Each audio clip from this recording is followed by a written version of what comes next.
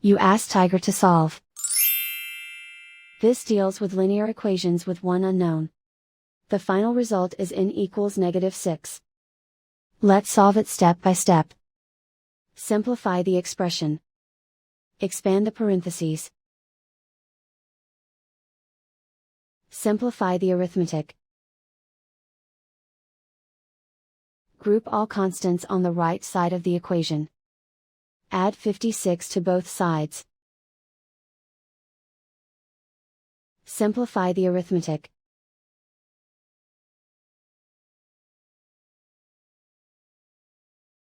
Isolate the n. Divide both sides by 8. Simplify the fraction.